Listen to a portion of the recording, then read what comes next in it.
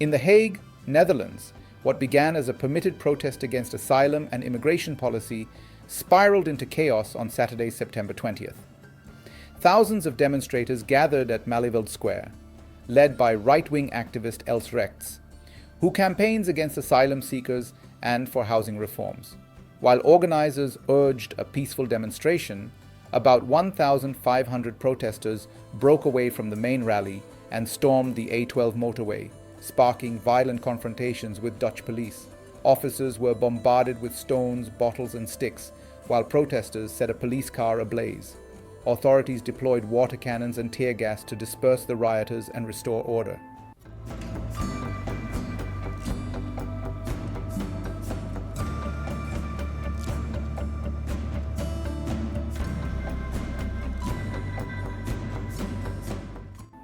The violence spilled into other parts of the city. Protesters vandalized the D66 party office, smashing windows and setting fire to a trash container outside the building.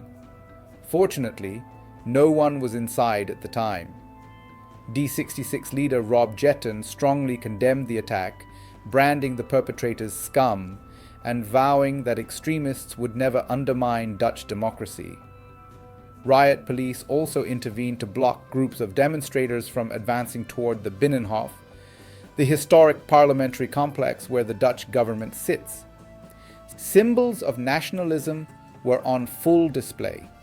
Alongside Dutch flags, demonstrators waved the Prinsenvlaggen, an orange, white, and blue banner tied to the legacy of William of Orange during the 80 Years' War.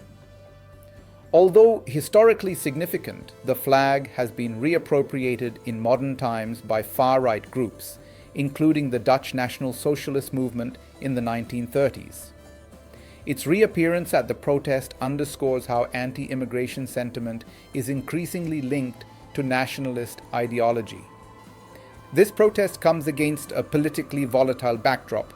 The Netherlands is heading into snap elections on October 29th after the collapse of the coalition government led by Prime Minister Dick Schoof.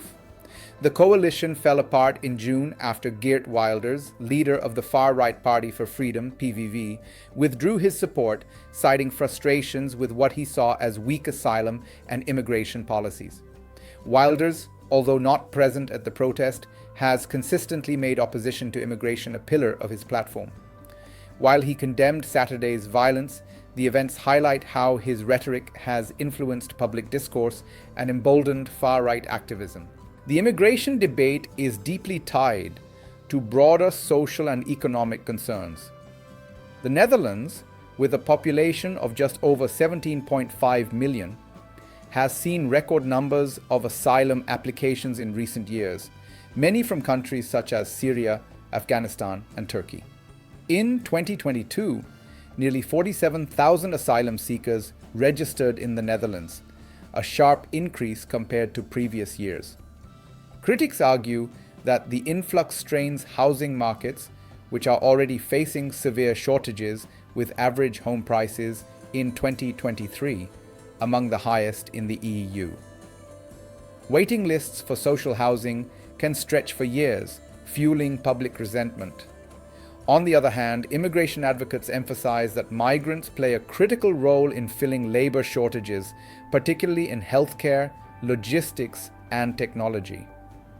Without migrant workers, experts warn, the Dutch economy could slow, especially as the country grapples with an aging population. The violent turn of Saturday's protest poses serious risks for Dutch politics. On one hand, it could galvanize support for far-right parties like the PVV or Forum for Democracy, FVD, which campaign on anti-immigration platforms. On the other, it may alarm moderate voters and reinforce calls to safeguard democratic institutions and prevent extremism from gaining further ground. Authorities have launched investigations into the violence, but the protests underline that immigration will remain the central divisive issue in the upcoming elections. Looking ahead, the stakes are high.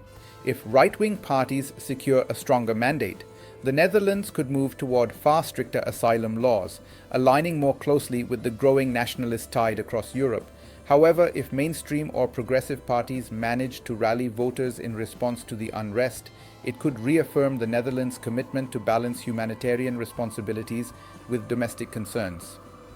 Either way, the outcome of the October elections will serve as a pivotal moment in shaping Dutch immigration policy and its broader role within the European Union.